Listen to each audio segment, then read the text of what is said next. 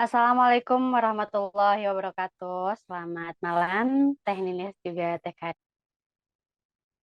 Kembali lagi bersama saya Gina. Saya di sini sebagai host yang akan memandu acara dari awal sampai akhir. Di sini kita ketemu lagi di Halakoh Damai ke-92 dengan Talkshow Women Studies dengan tema pemimpin dan tokoh perempuan dalam sejarah Islam. Di sini saya tidak sendiri, tentunya kita bertiga di sini. Ada Teh Karina ST Farhani dari Program Pendidikan Kader Ulama Perempuan Masjid Istiqlal dan juga ada Teh Ninis atau Teh Anissa Eka Putri dari CRCS Universitas Gadjah Mada. Di sini program ini diselenggarakan oleh Halakoh Damai, bagian dari Program Integritas Terbuka RSCJ Indonesia. Saya juga akan menyebutkan kemitraan yang mendukung program Halakoh Damai ini. Yang pertama ada Program Integritas Terbuka RSCJ Indonesia. Yang kedua Fakultas Filsafat Universitas Katolik Parahyangan. Prodi Studi Agama-Agama S1, S2, S3 UIN Sunan Gunung Jati Bandung. Cipikres Fakultas Filsafat Unpar dan juga Young Interfaith Peacemaker Community Jawa Barat atau YIPC. Hari ini hari Minggu tanggal 24 September 2023, tepatnya pukul 19:08, kita akan diskusi bareng nih bersama Teh Ninis juga Teh Karin mengenai tema pemimpin dan tokoh perempuan dalam sejarah Islam.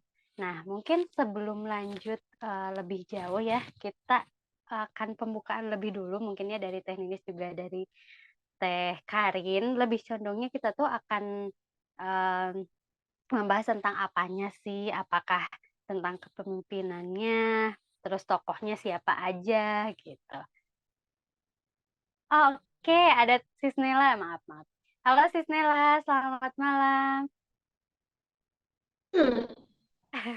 Selamat malam. Iya, malam ini saya juga ditemani oleh Sis Nela ya sebagai host yang akan memandu acara ini dari awal sampai akhir. Oke, Teh Ninis juga Teh Karin, boleh dong untuk pembukaan lebih tahu nanti yang akan kita bahas itu seperti apa. Silakan Teh Karin terlebih dahulu. Oke. Bismillahirrahmanirrahim. Selamat malam. Terima kasih lagi-lagi Halakoh Damai bisa berelasi kembali dengan saya gitu ya. Terima kasih juga Teh Gina, Sister Nella dan Teh Ninis dan juga tadi Bapak host ya. Nah, jadi di sini kalau highlightnya mungkin saya ingin lebih banyak bercerita atau memberikan skema dari sudut pandang teks agama tentunya, dan juga nanti di akhir ada sebuah uraian kekinian mungkin ya. Jadi saya mengambil contoh dari film di Netflix yang menurut saya ini cukup unik dan bisa memberikan gambaran cukup utuh bagaimana kepemimpinan di dalam agama Islam. Segitu mungkin Teh Gina. Siap, terima kasih Teh Karin. Kalau dari Teh Ninis, silakan Teh Ninis. Ya, halo. Kedengeran jelas nggak ya? Wifi-nya agak kurang. Aman. Yes, aman. Oke, kalau tadi Karin lebih ini ya, teks agamanya. Kalau aku mungkin lebih dari perspektif bagaimana sejarah juga berpengaruh gitu ya dalam merekognisi peran-peran perempuan, khususnya di dalam sejarah Islam gitu sih. Oke, keren nih dari Teh Karin mengenai sudut pandang teks agamanya dan juga nanti di akhir ada uraian kekinian yang diambil dari film di Netflix. Nah, juga ada dari Teh Ninis perspektif sejarah tentang peran-peran perempuan. Oke, mungkin bisa, untuk mempersingkat waktu mungkin bisa dimulai aja kali ya Teh Karin. Mungkin, untuk bahannya boleh di-share, nanti biar nampil, biar kita juga bisa lihat. Silakan Teh Karin.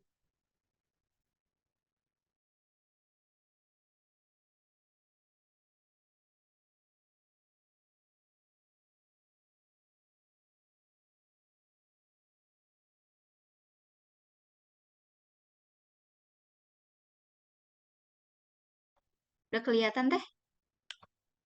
Sip, aman Teh. Oke. Oke, selamat malam semuanya. Salam sejahtera untuk kita semua. Langsung saja. Di sini dikasih waktu berapa menit, Teh? Kira-kira. 25 sampai 30 menit aja ya Teh. Jadi dibagi 2 selama 1 jam. Oke. Siap-siap. Oke, terima kasih Teh. Oke, di sini karena tadi kita sudah berkenalan, jadi kita langsung saja kepada uraian pertama. Nah, mungkin di sini teman-teman juga pasti sudah sangat tidak asing bahwa di Indonesia pasti selain budaya, tentang pemahaman keagamaan juga sangat dekat dengan kehidupan masyarakat gitu.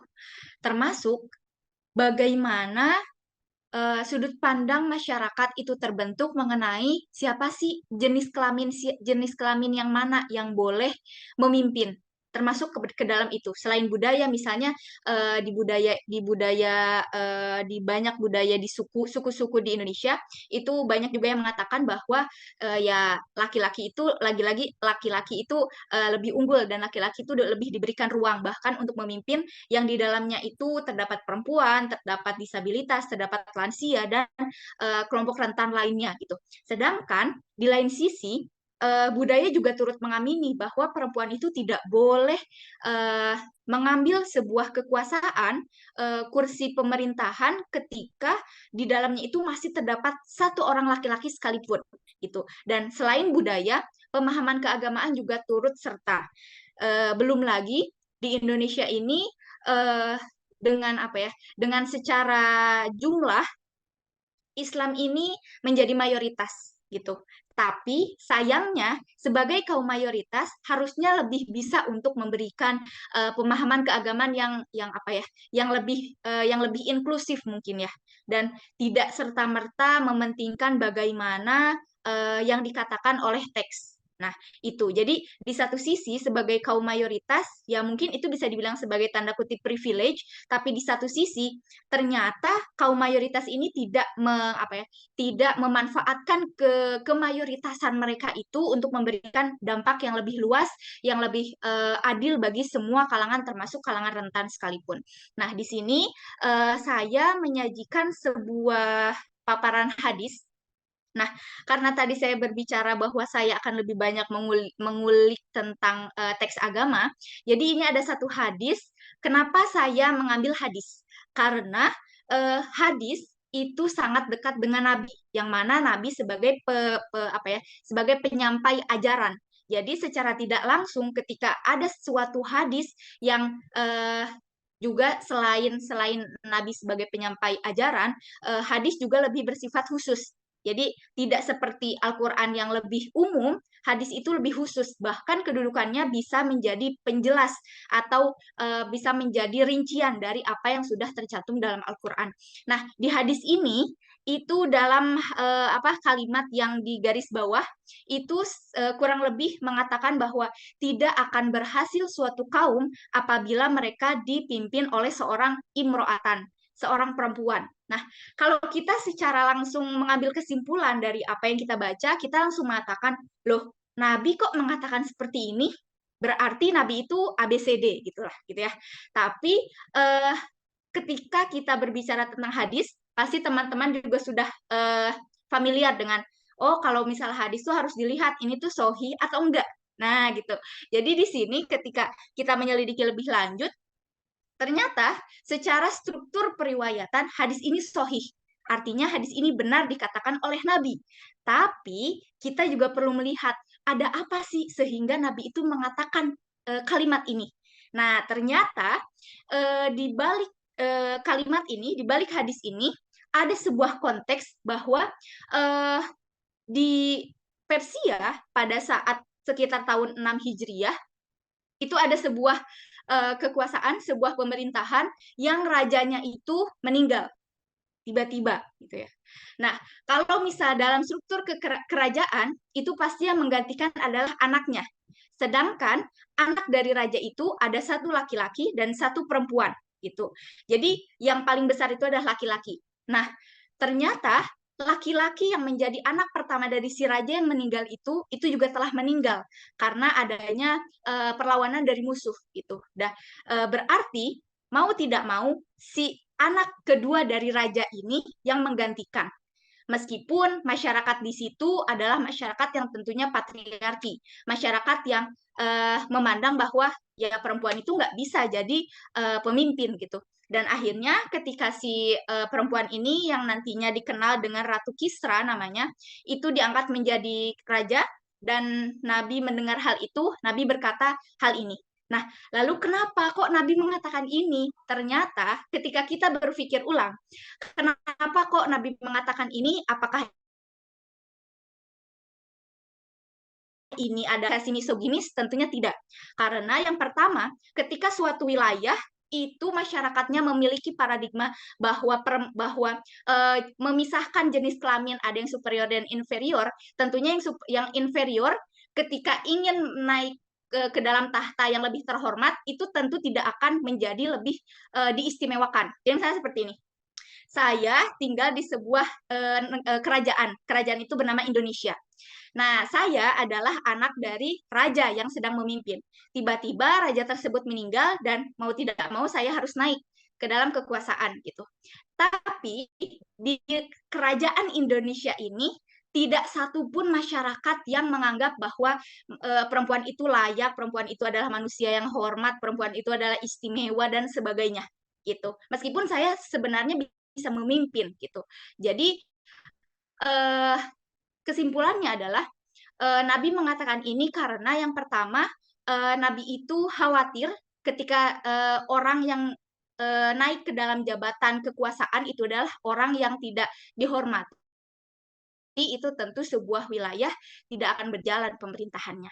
Seperti itu dalam hadis. Nah, selanjutnya kita akan beralih kepada satu kisah yang mungkin sudah banyak juga dikenal, yaitu kisah Ratu Balkis. Nah, mohon maaf, di sini saya lupa untuk mencantumkan nama suratnya. Ini adalah surat An-Naml dari ayat 29 sampai 35. Nah, jadi kisah ini ternyata menariknya diabadikan dalam Al-Quran. Nah, apabila kita klasifikasikan, apakah kisah ini termasuk kisah yang individu di dalamnya itu adalah sangat tidak taat ataupun sangat taat gitu. Dan ketika kita melihat bahwa kisah Ratu Balkis ini adalah menjadi salah satu dari sekian contoh figur pemimpin yang cukup demokratis uniknya. Nah, di ayat 32 yang saya beri tanda tebal, ini konteks yang ada di belakangnya itu adalah Nabi Sulaiman. Jadi Ratu Balkis itu satu masa dengan Nabi Sulaiman. Nah, pada saat itu Nabi Sulaiman memberikan surat ingin ingin mengajak Ratu Balkis untuk bergabung gitu ya, untuk bergabung dalam ajaran tauhid. Nah, lalu Ratu Balkis berkata, "Wahai para pembesar, berilah aku pertimbangan dalam urusanku. Aku tidak pernah memutuskan suatu urusan sebelum kamu hadir." Jadi di sini ada satu potret bahwa Ratu Balkis ini bukan bukan seorang ratu, bukan seorang penguasa yang langsung mengambil keputusan secara sendiri gitu. Jadi dia selalu berdiskusi dengan para menterinya, istilahnya gitu ya, dengan stafnya, dengan dengan perdana menterinya, seperti itu. Nah, potret yang lainnya yang unik adalah ayat 35. Nah, di sini, jadi ceritanya itu adalah Ratu Balkis ingin menaklukkan sebuah wilayah. Apabila kita berpikir, oh ingin menaklukkan wilayah berarti langsung membabat habis, langsung meratakan dengan tanah dan sebagainya gitu ya. Tapi ternyata Ratu Balkis malah membawa hadiah kepada utusannya yang dia kirimkan kepada wilayah yang ingin dia taklukkan, dan dia tidak langsung tidak langsung memberikan serangan, tapi dia memberikan hadiah, lalu dia menunggu apakah utusan yang ia kirim ke wilayah tersebut membawa bingkisan lagi atau enggak gitu. Jadi ada sebuah kisah yang menarik juga ternyata, dan ini menunjukkan bahwa Al-Quran pun memberikan ruang bagi seorang kepemimpinan perempuan itu turut serta di dalam ayat-ayat Al-Quran itu sendiri. Seperti itu. Nah, ini dia. Ini adalah satu film yang menurut saya cukup menarik. Mungkin teman-teman di sini ada yang sudah pernah menonton. Ini adalah film di Netflix berjudul Aminah. Jadi ketika saya menonton ini, saya cukup dibilang terganggu dengan pencahayaan, dengan cara berdialog dan lain-lainnya, karena apabila dikatakan kan biasanya kalau film Netflix itu dengan standar penayangan yang cukup tinggi gitu ya. Dan sedangkan Aminah ini bisa dikatakan sangat sederhana penayangannya. Dari mulai pencahayaan, dari mulai framing seperti apa, tata letak kamera dan yang lain-lainnya gitu. Tapi surprisingly gitu ya, film Aminah ini cukup memberikan gambaran yang utuh tentang ternyata kepemimpinan perempuan dalam Islam itu itu dihargai, itu dianggap gitu loh. Jadi Aminah ini berceritakan Aminah adalah seorang putri dari raja di wilayah barat laut Nigeria. Kerajaannya itu bernama Zazzau. Nah, kala itu Aminah yang masih kecil sudah terlihat bahwa dia memiliki ketertarikan lebih kepada seni untuk menggunakan pedang gitu. Nah, jadi tapi pada saat itu konteks yang terjadi di kerajaan itu yang secara sosial budaya itu sangat patriarki gitu. Begitupun dengan ayahnya, ayah Aminah ini sangat tidak memberikan keleluasaan kepada Aminah. Jadi Aminah pun di situ digambarkan Aminah justru iri dengan para anak-anak dari budak-budak mereka yang justru lebih bisa beraktivitas secara bebas. Mungkin ini mengingatkan kita kepada irinya Kartini kepada anak-anak dari pengasuh-pengasuhnya gitu kan. Kartini yang merupakan seorang anak dari bupati, kalau tidak salah pokoknya yang memiliki strata lebih tinggi di masyarakat, itu justru dia dipingit, dia dibatasi gitu aksesnya gitu ya untuk keluar rumah gitu. Sedangkan anak dari pengasuh-pengasuhnya bebas untuk berkeliaran, mengekspresikan diri sebagainya. Nah, jadi di film ini diceritakan mungkin template-nya cukup klasik gitu ya. Ayahnya Aminah ini memiliki perdana menteri ini berkhianat, dan Aminah sudah mencium bau-bau pengkhianatan itu sejak awal ketika dia sudah beranjak dewasa.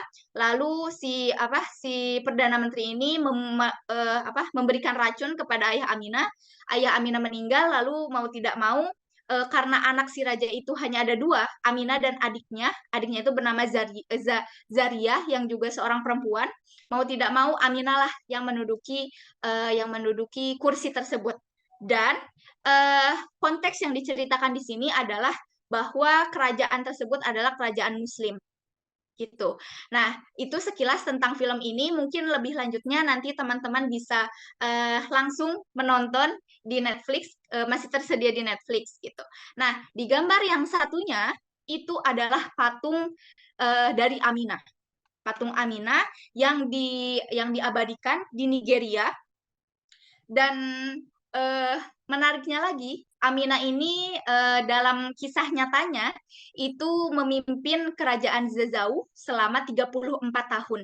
Nah, karena kerajaan Zazzau ini terletak di secara geografisnya itu adalah jalur perdagangan, jadi Aminah ini cukup memberikan banyak pengaruh kepada kepada perekonomian kerajaan, karena ketika Aminah sudah memimpin, ekonomi kerajaan itu sangat pesat karena jalur perdagangan semakin lancar dan banyak sekali aktivitas perniagaan di sana. Nah, selain itu Aminah juga menjadi dikenal sebagai seorang ratu.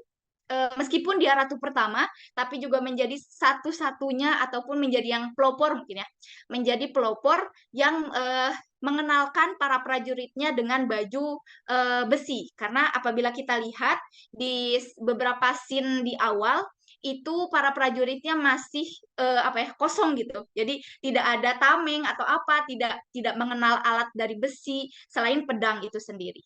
Seperti itu, ini cukup cukup mind blowing ketika saya menonton gitu ya, karena ya itu mungkin dari segi lighting, dari segi pengambilan gambar itu agak monoton, jadi mungkin agak ngantuk juga nontonnya, tapi di akhir-akhir ini sangat menyajikan gambaran-gambaran yang sangat utuh.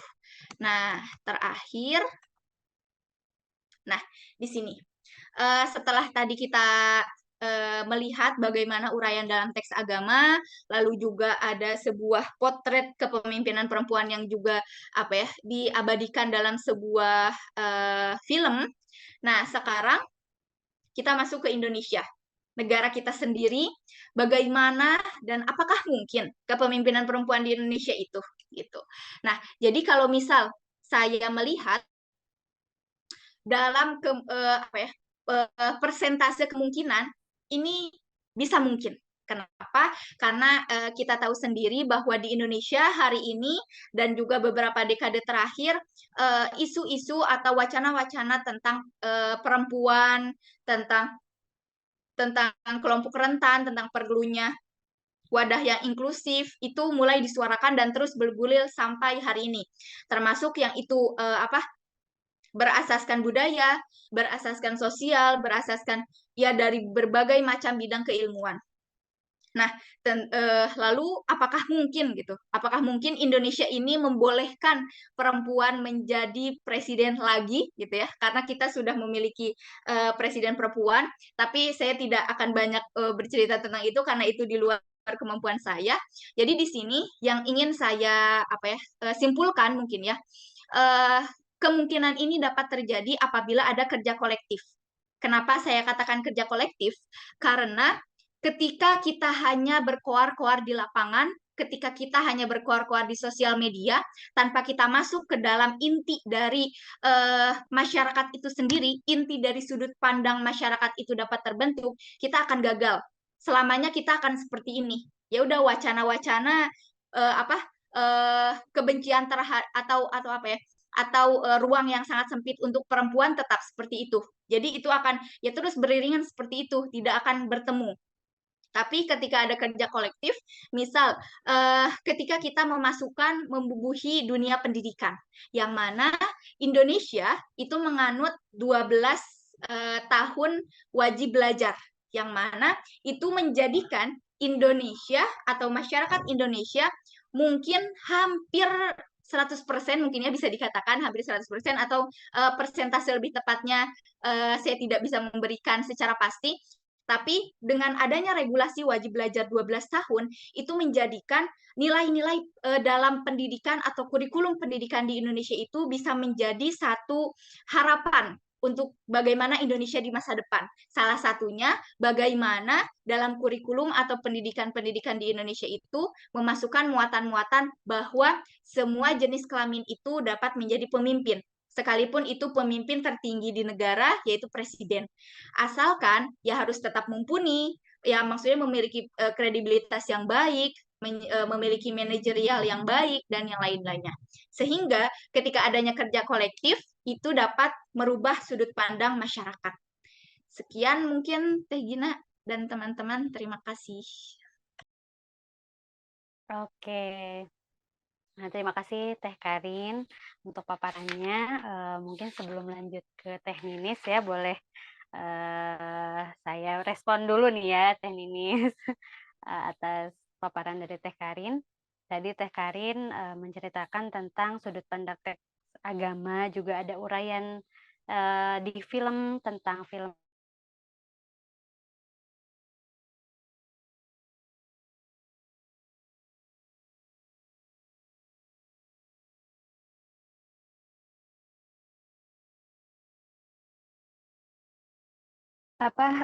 pemahaman keagamannya lebih inklusif ya untuk saat ini itu pada pemahaman keagamaannya dan tidak terpacu pada teks agama.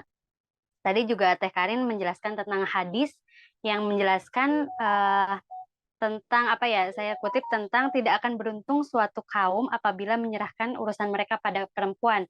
Nah, kalau misalnya dilihat dalam satu sisi aja gitu, mungkin akan banyak orang yang berpikir negatif dan mungkin juga tadi Teh Karin sudah menjelaskan secara ini memang sahih gitu, tapi di balik itu ada suatu hal yang bisa dijelaskan secara rinci bahwa hadis ini memang kan kedudukannya lebih jelas atau rinci gitu.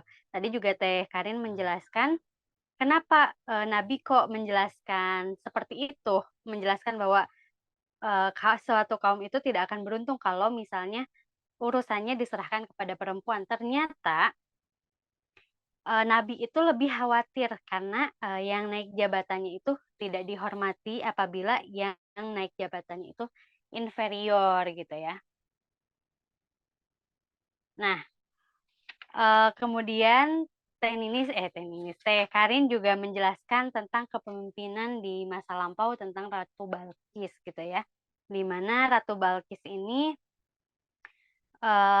yang memiliki sifat demokratis, tidak otoriter, terus bijaksana, cerdas, diplomasi, cinta damai.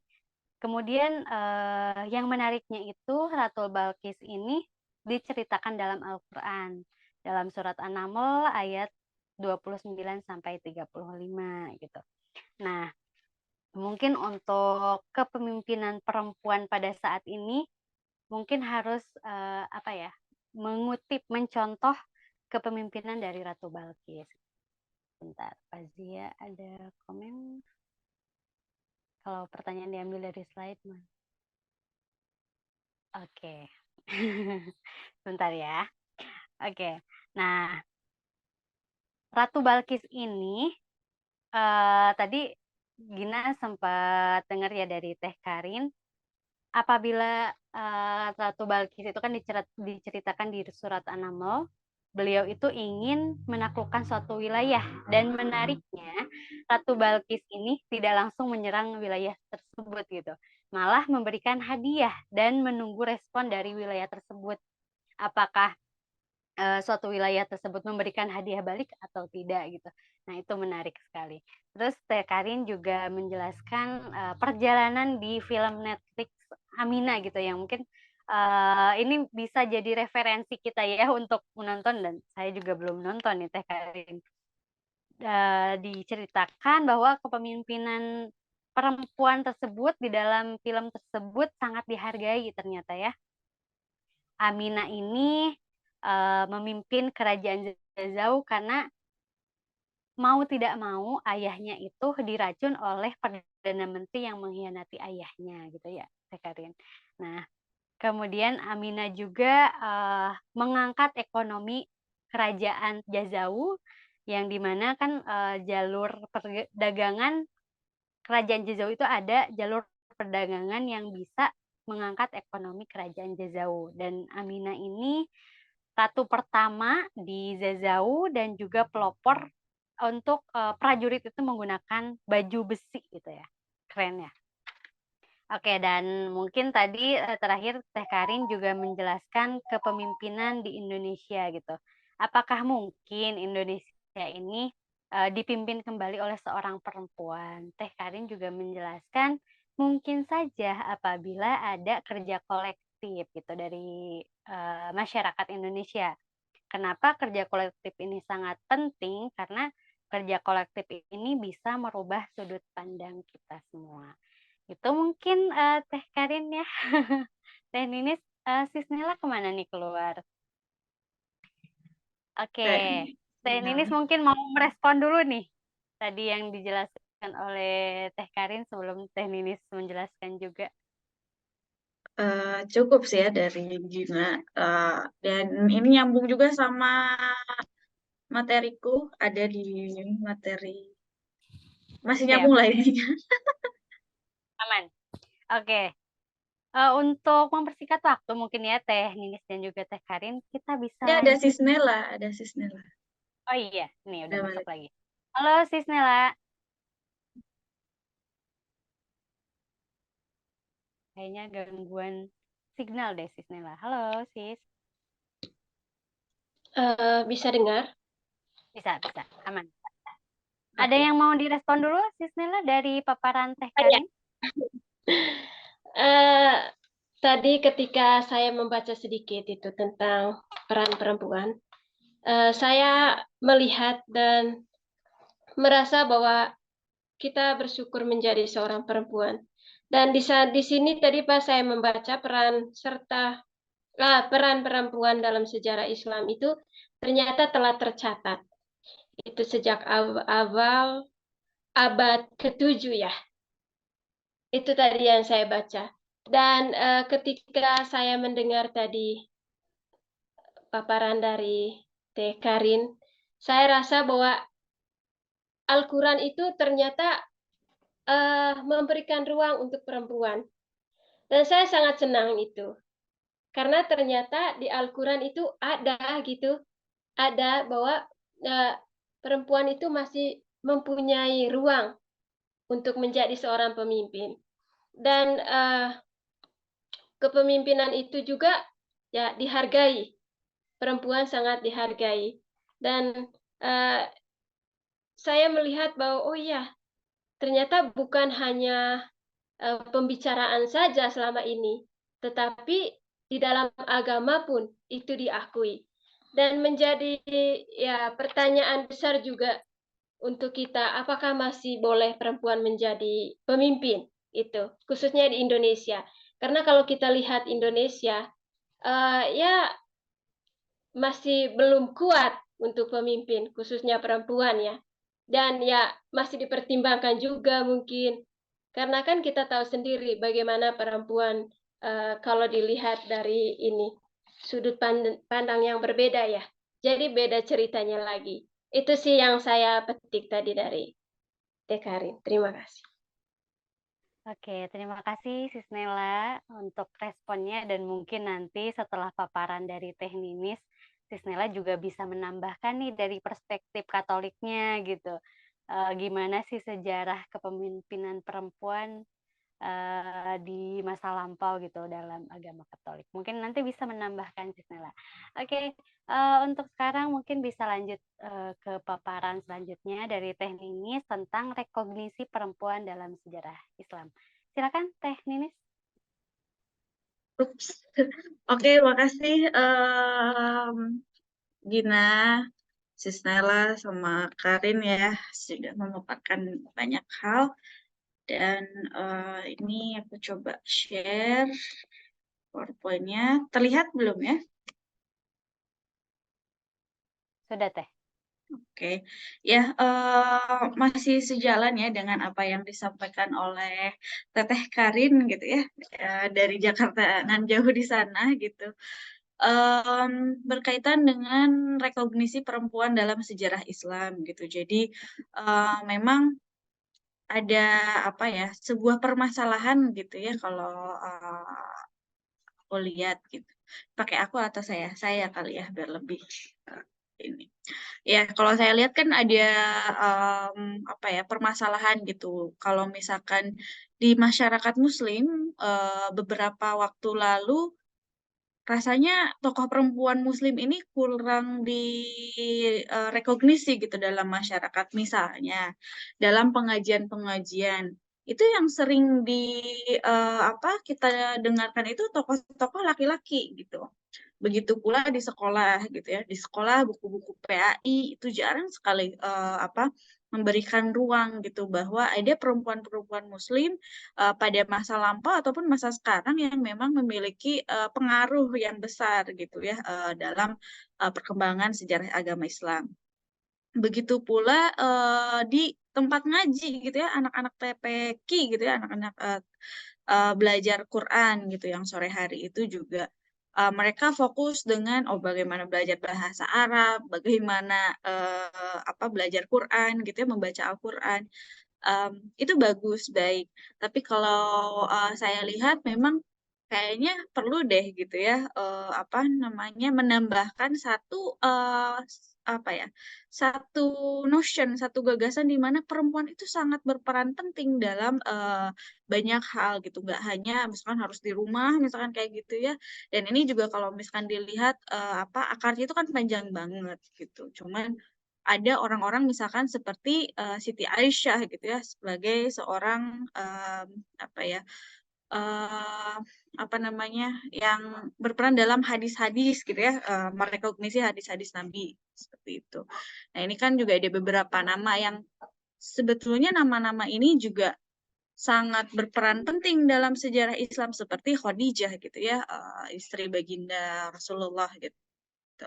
Kita seringkali ya hanya tahu Khadijah itu istri pertama gitu ya, dengan Islam pertama gitu, seakan-akan memang yang di notion di emphasize, dikasih tekanan itu bahwa Nabi Muhammad punya istri yang lebih dari satu begitu. Sementara hal-hal yang memang Khadijah ini istri yang memang dia Nabi Muhammad tidak berpoligami gitu dari Khadijah gitu selama 25 tahun sampai kematian Siti Khadijah. Dan kita juga kadang jarang sekali gitu ya mengemphasize, memberikan penekanan bahwa Siti Khadijah ini juga perempuan yang keren banget gitu ya. Bayangkan pada waktu itu dia seorang businesswoman gitu ya, businesswoman, dia punya kekuatan gitu dalam dirinya gitu, dan itu juga harusnya bisa menjadi motivasi untuk teman-teman muslimah gitu ya pada saat ini juga.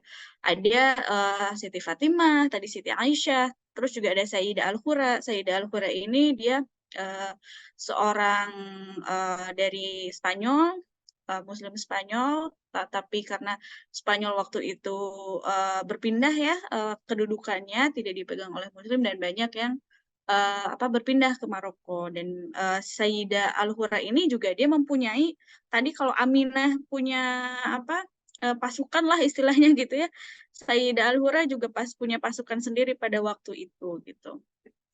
Nah, yang menjadi pertanyaan, kenapa ya gitu orang-orang ini, perempuan-perempuan ini tuh jarang banget direkognisi gitu, jarang banget dikenali gitu ya kalau bahasa ininya. Jarang banget dikenali, jarang diketahui sama orang-orang. Karena kalau dari saya lihat gitu ya, ada pengaruh sejarah gitu, ada pengaruh sejarah. Yang pertama, memang perempuan itu di dalam Islam diberikan kedudukan yang lebih baik gitu ya dibanding masa jahiliyah.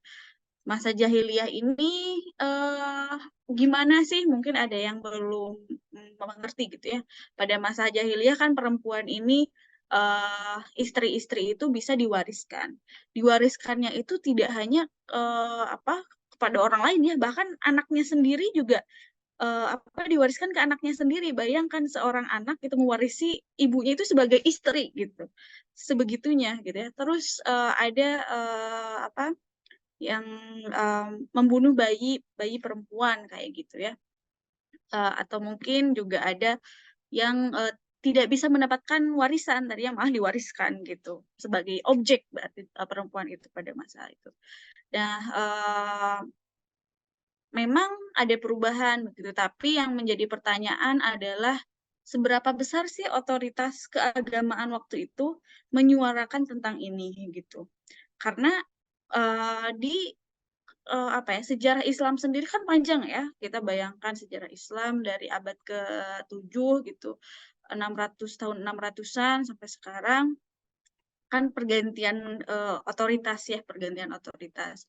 Dari yang semula dari Nabi Muhammad berganti ke Khulafaur Rasyidin, berganti ke Bani Umayyah, kemudian Bani Abbasiyah, dan seterusnya sampai sekarang gitu ya, berdiaspora ke berbagai negara gitu.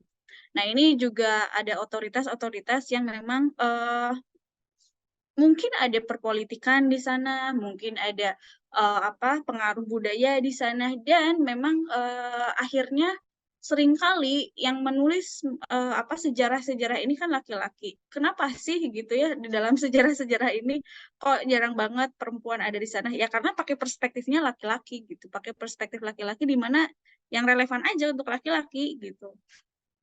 Jadi perempuan ini juga belum lagi kan banyak juga buku-buku Islam yang akhirnya menghilang gitu karena peperangan dan lain sebagainya seperti waktu itu oleh tentara Mongol gitu ya.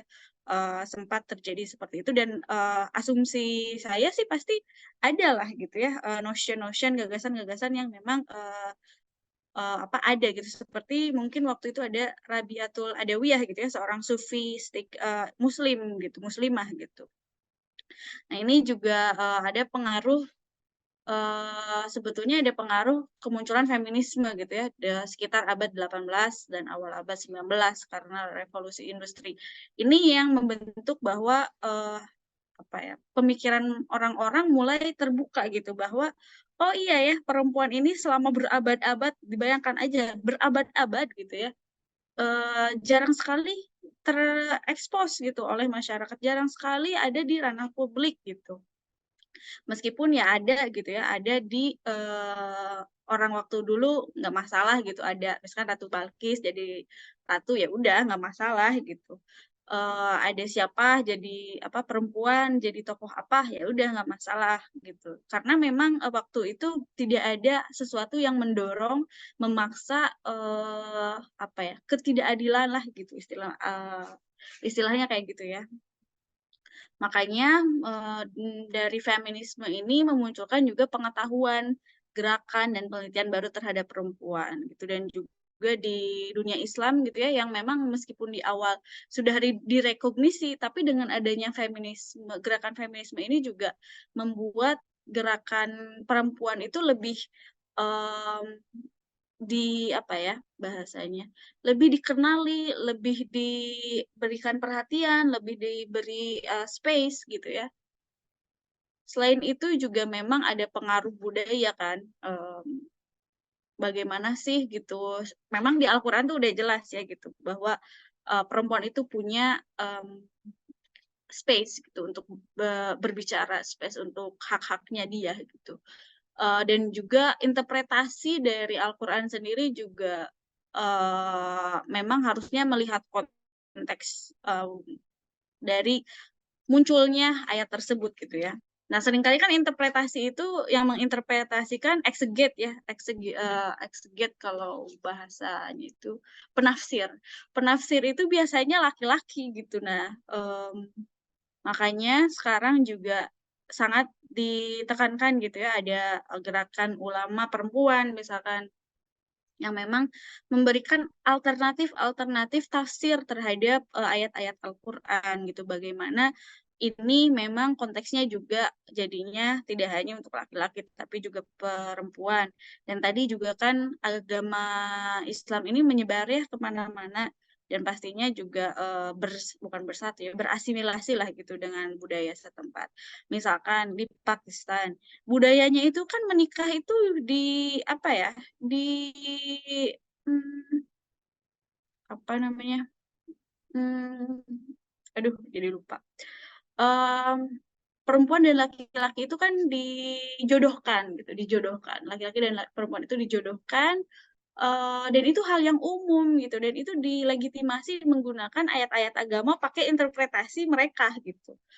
Bukan melihat bahwa ya agama itu juga ngasih jalan loh gitu bahwa ya perempuan tuh punya voice gitu, punya suara untuk nggak apa-apa kalau nikah nggak mau dijodohin kayak gitu.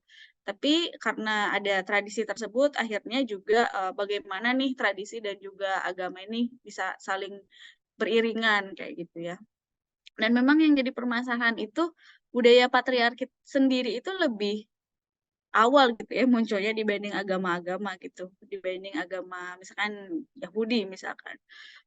Kristen dan Islam gitu. Jadi memang untuk mengurai semua ini juga untuk merekognisi bahwa kita itu memang harus memberikan space untuk perempuan itu ya perlu waktu gitu ya, perlu waktu, perlu narasi alternatif, perlu budaya-budaya yang baru gitu ya, supaya bukan bukan menggantikan ya harapannya sih bisa punya yang baru gitu ya, peradaban yang baru.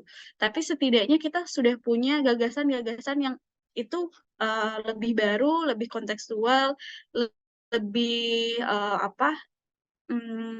inklusif dan juga lebih bisa apa ya, ngasih ruang gitu untuk semua orang. Itu kali ya, panjang lebar. Tapi semoga paham lah apa yang dimaksud gitu. Terima kasih. Baik, terima kasih Teh Ninis atas paparannya. Mungkin dari Sisnela dulu nih, mau respon paparan dari Teh Ninis. Silakan, Eh, Sisnela. Terima kasih. Saya memberikan apa yang saya tahu dari agama Katolik ya. Itu. Kalau kita melihat dalam agama Katolik itu ada kita perjanjian lama dengan perjanjian baru. Nah, kalau di kita perjanjian lama itu mungkin tidak terlalu banyak peran perempuan ya yang kita lihat. Contohnya di sana itu berbicara tentang nabi-nabi bertemu dengan Allah. Itu kan lebih banyak nabi-nabinya itu laki-laki. Nah, setelah perjanjian lama itu ada perjanjian baru, di mana Allah kalau dalam agama Katolik itu mengirimkan putranya ke dunia, yaitu Yesus Kristus. Nah, mungkin di perjanjian lama itu beda hukumnya. Nah, ada di perjanjian lama yang mengatakan mata ganti mata, gigi ganti gigi, gitu. Kalau dalam perjanjian, bahkan perempuan yang berbuat zina pun ya dihukum kayak gitu. Nah, ketika dalam perjanjian baru, ketika Yesus datang ke dunia, nah Yesus datang itu melalui siapa? Di sana peran perempuan, peran Maria itu ada perempuan. Nah, Yesus Allah mengirimkan malaikatnya, malaikat Gabriel, dan hadir di dalam diri Maria. Maria yang ya perempuan yang sederhana, dia Allah mengirimkan Yesus ke Maria, dan disinilah perempuan itu penting. Dan melalui Maria, perempuan, bahkan perempuan Katolik juga melihat sebagai model perempuan yang baru. Misalkan bagi perempuan itu lebih mudah mengidentifikasikan diri mereka kepada Maria gitu daripada Yesus ya. Mereka lebih ke Maria karena model Maria itu betul-betul mungkin kalau di agama Islam itu Maryam kali mungkin saya kurang tahu ya. Jadi kehadiran Yesus itu memberikan apa ya, penting, sangat penting untuk perempuan karena kalau lihat dalam Injil itu ada perempuan yang berzina dan beberapa gerombolan datang untuk datang kepada Yesus bahwa perempuan ini berzina. Nah, mereka bawa hanya perempuan, tidak ada laki-lakinya. Dan di sini Yesus katakan bahwa siapa yang tidak berbuat dosa, dialah orang pertama yang melemparkan batu kepada perempuan ini. Nah, dari sini kan semua laki-laki pada pergi karena mereka tahu bahwa mereka berdosa. Dan sangat penting ketika Yesus bangkit ketiga kali dari kuburnya itu 3 hari bangkit. Yang pertama yang mendapati itu siapa? Perempuan, Maria Magdalena. Dan saya rasa bahwa perempuan itu sangat penting bagi agama Katolik. Dan Maria juga belajar dari Maria, khususnya perempuan Katolik itu belajar dari Maria. Bagaimana kerendahan hatinya, belas kasihannya itu sangat penting gitu. Itu sih yang saya berikan, yang bisa saya berikan. Baik, Sisnela. Terima kasih. Mungkin Sisnela juga merespon dalam perspektif Katolik ya. Nah, sebelum merespon dari Sisnela nih, saya mau merespon dulu apa paparan yang sudah dijelaskan oleh Teh Ninis gitu tentang rekognisi perempuan dalam sejarah Islam. Teh Ninis juga menjelaskan ada permasalahan gitu dalam rekognisi perempuan dalam sejarah Islam ini karena yang disuarakan gitu, yang dikenal dalam masyarakat itu sangat sedikit gitu tokoh perempuan dalam sejarah Islam itu. Kenapa sih gitu? Seharusnya ketika kita melihat masa sekarang gitu banyak perempuan-perempuan yang mungkin sudah mengambil kesempatan gitu ya di masa sekarang, misalnya perempuan menjadi wanita karir, perempuan menjadi pemimpin gitu. Itu mungkin tidak secara langsung dia bisa jadi seperti itu gitu. Kalau misalnya dilihat dari historinya, ternyata dalam Islam ataupun Katolik gitu, ada sejarah yang melatar belakangi kepemimpinan atau kedudukan seorang perempuan gitu. Nah, seharusnya kita juga sebagai perempuan melihat histori dulu ke belakang, siapa sih yang sudah berhasil menjadi pemimpin atau menjadi wanita karir gitu ya dalam bahasa sekarang, dalam perempuan di masa lampau itu. Siapa saja tokohnya, harusnya kita juga mengenal gitu, karena kita juga nggak bisa ujug-ujug melihat, oh perempuan masa sekarang tuh lebih pintar-pintar ya gitu, bisa mimpin atau bisa berpikir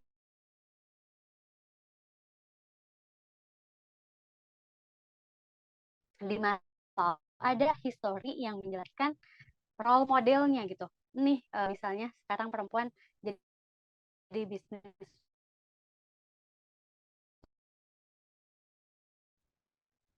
Oh, di mana oleh Teminis ya.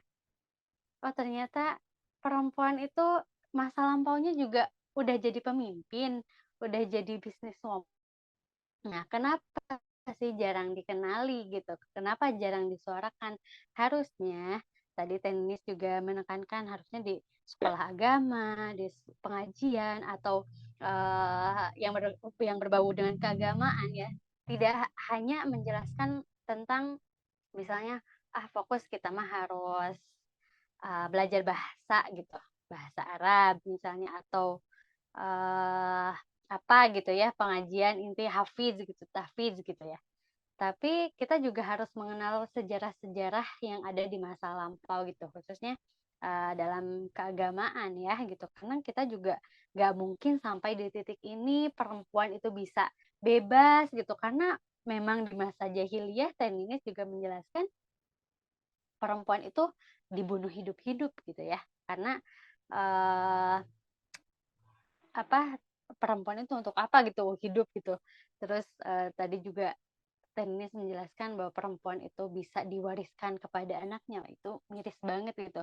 Kalau misalnya masih terjadi pada saat ini, wah kayaknya kacau banget ya gitu.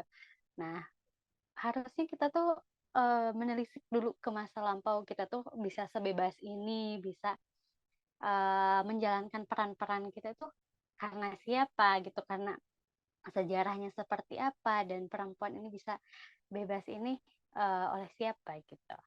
Nah, terus tadi juga Teh menjelaskan kenapa perempuan itu dalam sejarah Islam jarang dikenali gitu. Ada beberapa faktor, karena faktor sejarah gitu, pengaruh sejarah, karena memang perempuan ini memang diberi kedudukan yang lebih baik dibanding masa jahiliyah. Terus kenapa perempuan jarang dikenali, karena yang sering disuarakan itu pasti laki-laki. Hmm, tadi juga Sisnela juga menjelaskan dalam agama Katolik juga di Perjanjian Lama yang sering dimunculkan itu laki-laki. Nah, karena nabinya banyak laki-laki gitu. Kenapa seperti itu gitu ya? Terus ada juga pengaruh dari budaya gitu, sosial budaya gitu. Kadang-kadang agama ini kan menyebar ya, tapi kadang menyatu dengan budaya atau tradisi setempat. Gitu. Tadi juga Sisnela menjelaskan dalam perspektif Katolik gitu ya. Dalam kitab Perjanjian Lama gitu, ada peran perempuannya itu sangat sedikit gitu yang dijelaskan gitu. Tapi dalam Kitab Perjanjian Baru dikenalkanlah sosok Maria yang dijadikan role model dalam agama Katolik gitu. Dilihat Maria juga dengan kerendahan hatinya, terus belas kasihnya gitu. Nah, Maria ini sering dijadikan role model oleh perempuan dalam agama Katolik gitu. Itu sangat menarik sekali. Dan juga tadi di agama Islam gitu. Sekarang ya, untuk sekarang perempuan-perempuan itu sudah banyak yang mendapat kesempatan untuk menjalankan peran-perannya gitu. Nggak terkungkung hanya di rumah aja, bisa jadi businesswoman, bisa jadi pemimpin, dan mungkin sekarang juga udah terbentuk lembaga-lembaga atau komunitas-komunitas tentang perempuan. Tadi salah satunya Teh juga menjelaskan tentang KUPI, Kongres Ulama Perempuan Indonesia gitu. Dan ini mudah-mudahan sangat berpengaruh untuk semua perempuan yang ada di Indonesia ya, khususnya gitu. Oke, mungkin itu saja respon dari saya. Mungkin untuk selanjutnya, Sis Nela, ada pertanyaankah dari paparan Teh Karin ataupun Teh Ninis? Ya, tadi ketika setelah mendengar semuanya memang menarik. Nah, kan ini dari saya bertanya kepada Teh Karin. Tadi kan kita berbicara tentang Al-Quran, bahwa Al-Quran itu memberikan ruang kepada perempuan untuk memimpin itu. Nah, pertanyaan saya, apakah ada ketentuan itu? Apakah ada ketentuan atau aturan yang harus ditaati oleh kaum Islam jika mereka mau memimpin suatu negara atau memimpin dalam hal apapun? Jadi itu saja sih pertanyaan saya. Terima kasih.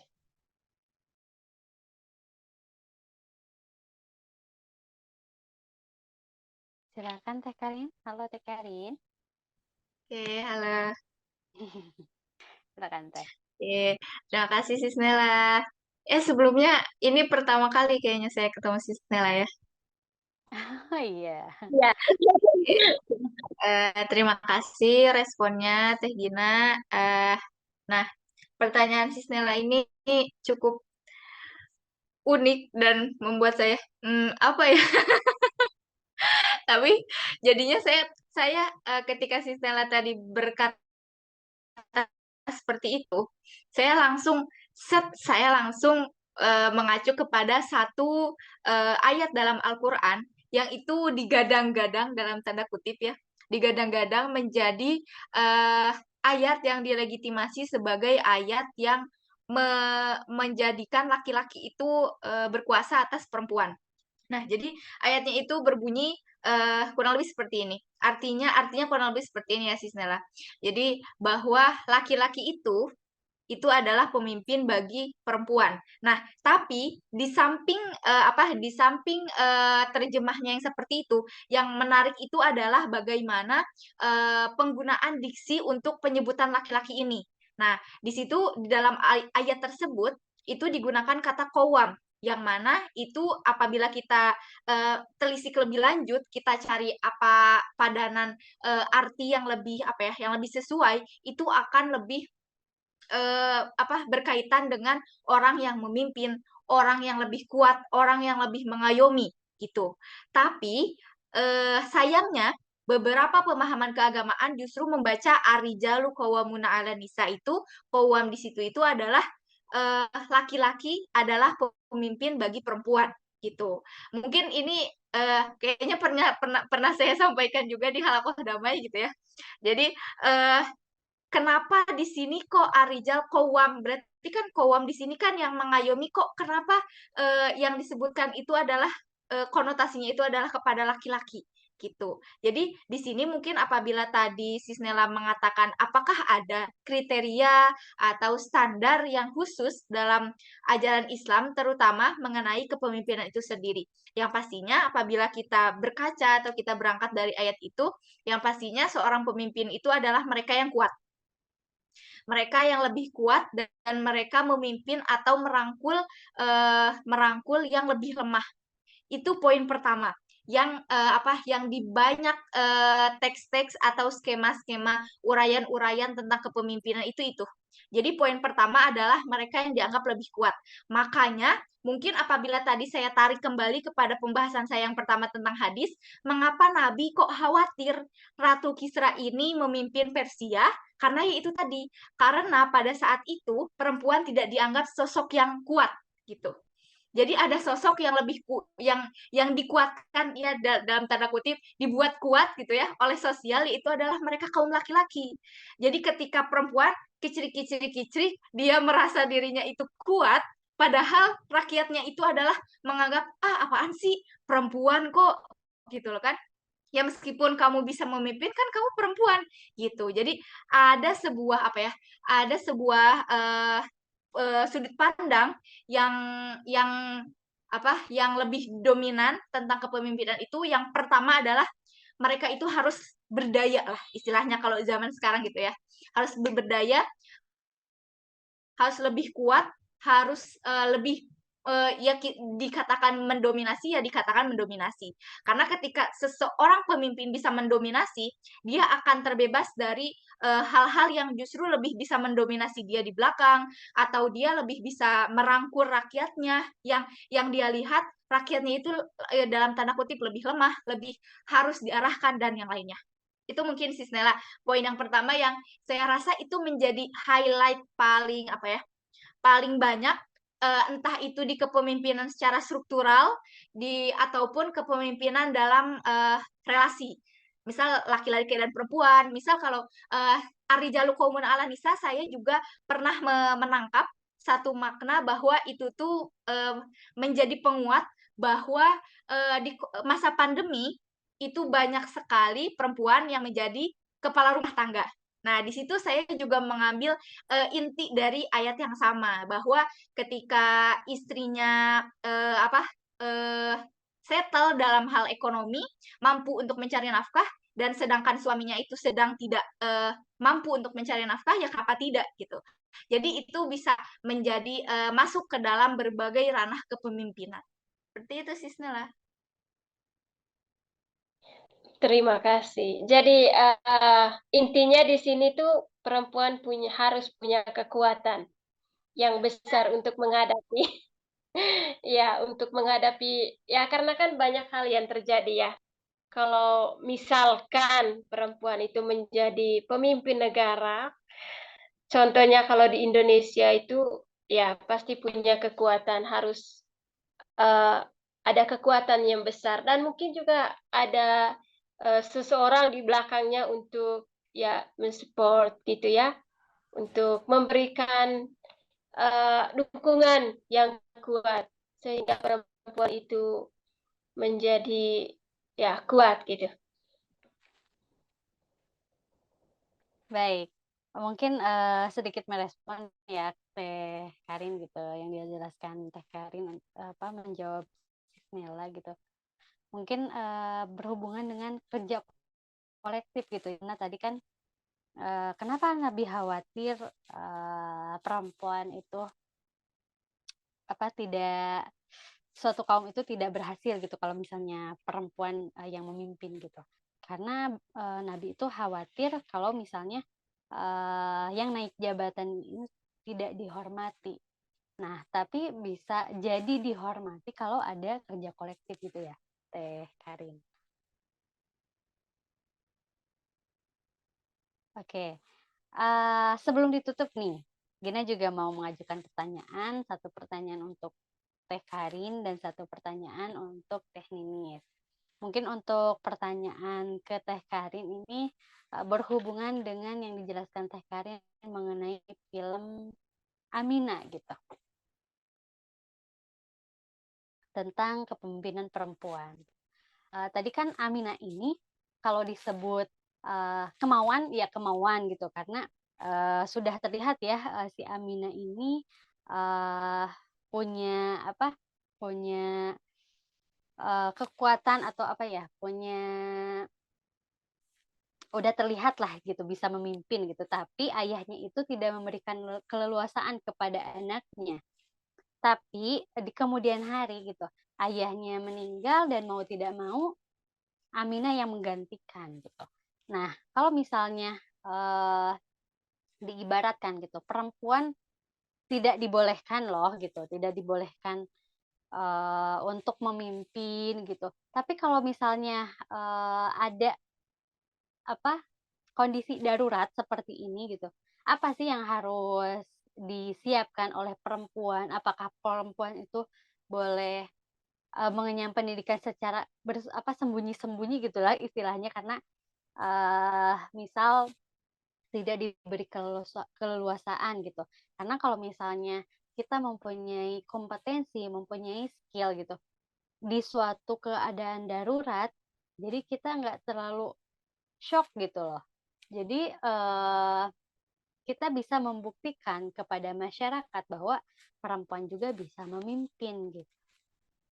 Teh Karin. Halo Teh Karin. Ya, terima kasih Teh Gina. Saya Ya, izin tutup video nggak apa-apa ya? Ini nggak apa-apa, nggak unstable apa-apa. soalnya. Iya, silakan. Oke, semoga lebih lancar ya. Jadi mungkin kurang lebih respon dari saya itu tentunya di samping apa yang sudah dipotretkan dalam film Aminah itu sangat menjadi apa ya, sangat menjadi pelajaran yang berharga sekali gitu untuk kita sebagai manusia. Ya jauh-jauh sekali gitu ya kalau misal kita memposisikan diri kita itu adalah anak raja, ya itu sangat jauh gitu ya kemungkinannya. Tapi yang menjadi kemungkinan terdekat itu adalah bahwa adanya kemungkinan bahwa kita itu mempunyai keluarga. Mungkin nanti teman-teman yang memilih untuk menikah, kita akan menikah dan kita memiliki keluarga kecil, gitu. Misal gini, misal kita adalah kita punya keluarga, kita punya adik, kita punya orang tua, dan kita ada di satu momen bahwa orang tua kita tidak memiliki kemampuan untuk memberikan biaya misalnya untuk beraktualisasi gitu. Sedangkan kita sendiri pun dibatasi gitu. Kita tidak punya skill, kita tidak punya pengetahuan. Lalu bagaimana ketika kita diposisikan seperti itu gitu ya? Ini make sense ya, hal yang mungkin ada kemungkinan dapat terjadi sewaktu-waktu di kita wilayah Indonesia gitu ya. Gitu. Jadi kenapa penting untuk ya saya katakan perempuan juga memiliki apa ya, memiliki hak yang sama untuk entah itu akses dalam pendidikan, akses untuk punya skill yang bagus, skill untuk misal survive gitu kan, misal skill untuk kerjanya itu nggak cuma kerja halus tapi kerja keras juga, kerja banting tulang, angkut-angkut juga itu harus ada skill itu gitu, karena ya mau tidak mau gitu loh. Ada kemungkinan-kemungkinan yang bisa saja terjadi sewaktu-waktu yang itu menyeret kita kepada keharusan kita itu masuk atau kita itu mengambil peran tersebut gitu.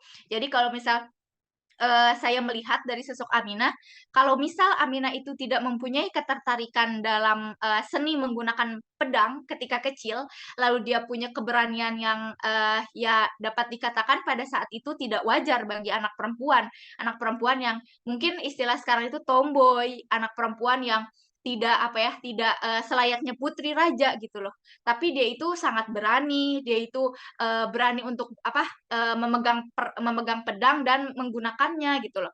Ya bagaimana kalau misalnya Aminah tidak punya ketertarikan itu, sedangkan di masa yang akan datang dia itu ternyata terpaksa untuk ada di kondisi yang sangat antara hidup dan mati, dan bahkan tidak untuk dirinya tapi juga rakyat di kerajaannya gitu.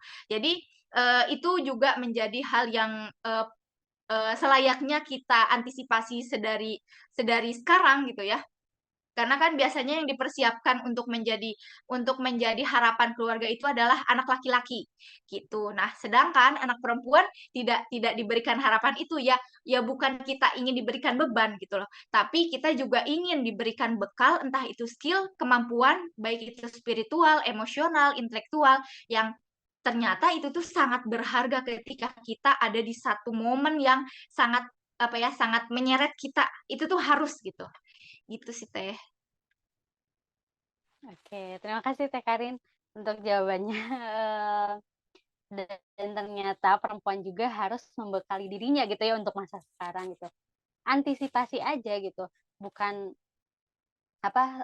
suatu bentuk perlawanan juga bukan. Misalnya orang tua kita nggak memberi keleluasaan kita untuk misalnya dihadangkan dalam dua pilihan ya. Misalnya laki-laki itu misal lebih diutamakan untuk mengenyam pendidikan gitu.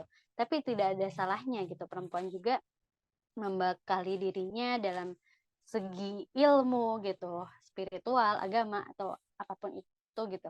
Perlu dikaji juga gitu oleh perempuan karena memang apabila kita dihadapkan dalam suatu kondisi tertentu, mau tidak mau ya kita juga harus bisa gitu ya istilah. Baik, satu pertanyaan lagi ke Teh Ninis ya sebelum ditutup.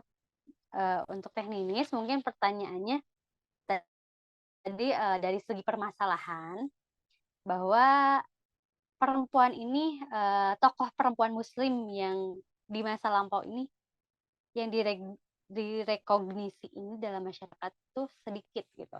Nah, kenapa bisa seperti itu? Dan pertanyaannya, bagaimana sih caranya agar kita gitu bisa mengenal atau mungkin kita bisa mengedukasi kepada anak-anak gitu ya tentang histori peran perempuan di masa lampau karena dilihat di zaman sekarang gitu sudah banyak perempuan-perempuan hebat yang menjalankan perannya.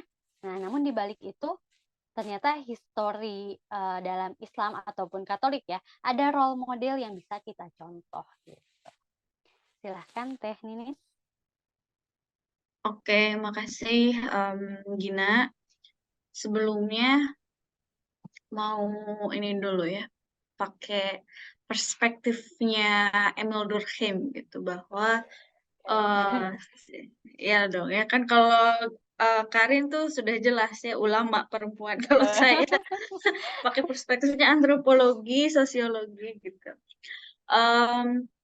Emil Durkheim ini dia bilang bahwa masyarakat itu jiwanya agama dalam bukunya gitu ya. Jadi dalam perspektifnya Emil Durkheim, individu itu dibentuk sama masyarakat gitu loh.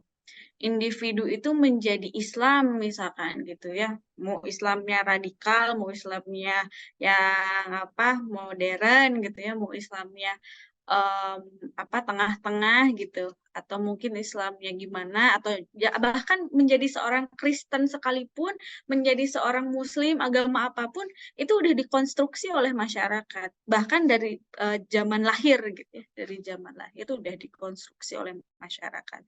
Nah, dengan pertanyaan gimana dong gitu ya biar anak-anak itu udah mulai belajar dengan bahwa ada perempuan-perempuan yang memang dia hebat banget nih gitu.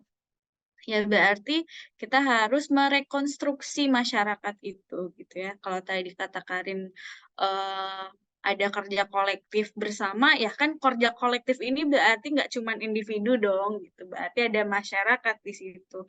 Dan kita salah satunya adalah bagian dari masyarakat itu sendiri gitu. Bagaimana konstruksi agama yang ramah gender, ramah dengan kelompok minoritas, agama yang memang bisa untuk semua gitu, nggak pakai perspektif laki-laki aja gitu. Nah ini juga berarti ada hal-hal, ada budaya-budaya baru yang memang harus kita perkenalkan kayak gitu. Jadi sebetulnya sejalan ya dengan apa yang disampaikan oleh Karin gitu ya. Berarti kita harus ini menyuarakan. Karena kalau kita nggak pernah bersuara, nggak pernah kita melakukan webinar seperti ini, ya kita nggak akan pernah tahu gitu. At least lah gitu ya, orang-orang itu juga kan sudah mulai nih sama WhatsApp misalkan kayak gitu. Dan ini juga hal-hal yang mungkin beberapa ya sudah mulai merekognisi, seperti misalkan di Peace Generation juga mereka terjun gitu ya bersama guru-guru gitu. Mulai mengenalkan bahwa ibu, bapak guru ini telah terjadi gitu ya, hal-hal yang seperti ini nih di sekolah gitu. Berarti gimana nih gitu mulai merekognisi nih bahwa anak-anak juga penting gitu ya, memahami bahwa perempuan dan laki-laki juga punya peran-perannya yang, cukup krusial gitu di masyarakat. Dan ini juga kalau misalkan melihat gitu ya kan, kalau Islam itu di buku-buku tuh sangat kental gitu ya dengan sejarah, oh pada masa ini gitu ya. Ada, misalkan perang ini kan perang mulu gitu ya, kan kita nggak ada dalam nuansa perang gitu. Kita sekarang sudah dengan nuansanya perdamaian gitu ya, dengan teladan. Teladan apa nih yang perlu kita ambil kayak gitu. Itu mungkin Gina ya, kalau dari aku. Terima kasih. Sip, keren Terima teknis kasih. jawabannya. Terima kasih banyak. Oke, yang di-highlight oleh Gina mungkin bagaimana kita bisa mengenal atau anak-anak zaman sekarang itu bisa mengenal histori perjalanan dalam sejarah agama gitu. Yang perlu diubah adalah konstruksi masyarakat dan kita adalah bagian dari masyarakat yang harus menyuarakan, harus memulai untuk kerja kolektif agar ada budaya yang diperkenalkan kepada masa nanti gitu ya, masa selanjutnya gitu. Karena tadi juga Teh Ninis bilang bahwa di buku-buku itu masih banyak gitu yang menjelaskan tentang sejarah peperangan gitu. Belum belum banyak yang menjelaskan tentang histori yang mengarah pada perdamaian gitu kan.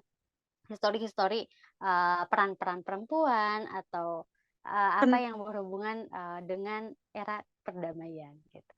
Oke, Teh Ninis dan Teh Karin, kenapa? Bolehkah Bismillah, saya mau ngerespon? Boleh dong, silakan. sangat menarik sih bagi saya ketika berbicara tentang bagaimana kita memperkenalkan budaya baru ya kepada anak-anak dan juga sangat penting untuk menyuarakan. Terus bagaimana peran laki-laki dan perempuan itu dan menjadi teladan juga. Nah, kalau saya lihat karena tadi kan histori, mungkin dalam bayangan saya juga ketika kita memperkenalkan ke anak-anak itu mungkin ya ada anak-anak yang agak susah ya untuk memperkenalkan kepada karena kan anak-anak. Artinya ya masih mungkin umur berapa SD atau ya masih kecil gitu. Nah, ketika saya membayangkan tadi itu saya lebih kembali lagi ke keluarga. Mungkin ya kita sudah tahu masyarakat ya oke lah, tetapi peran penting itu kalau kita merujuk pada anak-anak, mungkin kepada keluarga. Bagaimana peran ibu dan ayah di dalam keluarga, gitu. Dan anak-anak kan yang pertama yang mereka kenal itu bukan masyarakat langsung keluar, bukan masyarakat, bukan tetangganya. Ya pasti akan ke tetangganya, tetapi pertama-tama mereka melihat keluarga dulu, gitu. Nah, ketika kita kembali lagi keluarga, kita melihat lagi bagaimana orang tua kita, itu. Peran mereka juga sangat penting untuk dilihat oleh anak-anak. Oh, ternyata seperti ini peran perempuan. Oh, perempuan ini ya seperti ini dan peran laki-laki itu seperti ini. Dilihat dari teladan ayah, dilihat dari teladan ibu.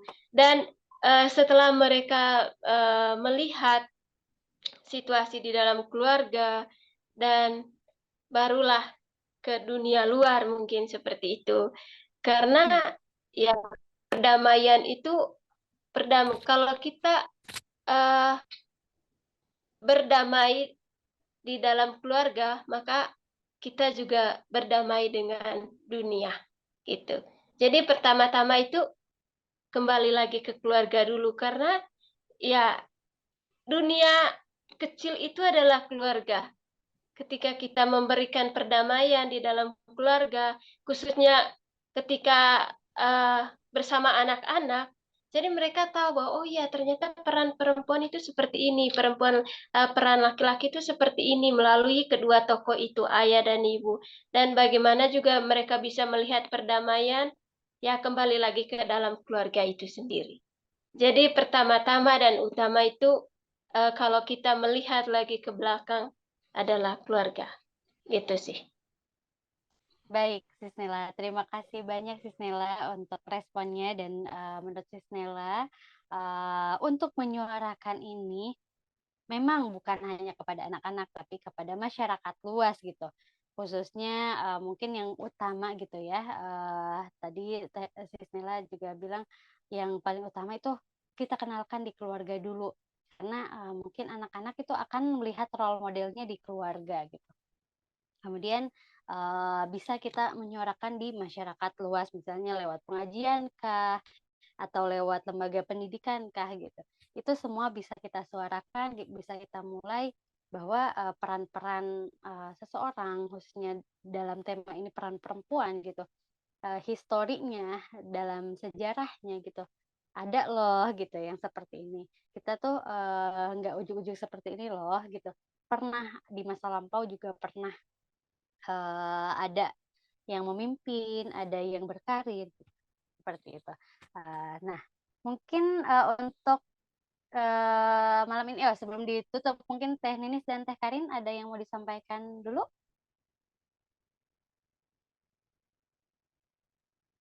Teh Ninis dulu boleh?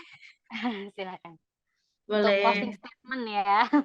Boleh. Ya, sekalian juga ya, maksudnya sepakat gitu dengan Sis Nela bahwa keluarga itu penting karena memang Ya, kalau pakai perspektif Durkheim ya, kembali lagi biar sejalur gitu. Em, betul. Keluarga itu produknya masyarakat gitu. Nah, yang menjadi pertanyaan adalah mau nggak keluarga ini re-question, menanyakan kembali, rethinking, memikirkan kembali bahwa apa yang dibentuk oleh masyarakat itu sudah baik dan betul belum, sudah sesuai belum dengan misalkan kalau sebagai orang beragama ya, sudah betul belum dengan apa yang Tuhan mau gitu, sudah sejalan belum kayak gitu. Jadi memang pekerjaan kita gitu ya bersama untuk menyadari bahwa peran perempuan itu penting juga. Ya pasti nggak mudah ya gitu, pasti nggak mudah, tapi kita perlu yakin bahwa satu langkah itu lebih baik daripada tidak sama sekali kayak gitu. Itu sih kalau dari aku. Makasih. Baik, terima kasih Teh Ninis. Mungkin dari Teh Karin, silahkan.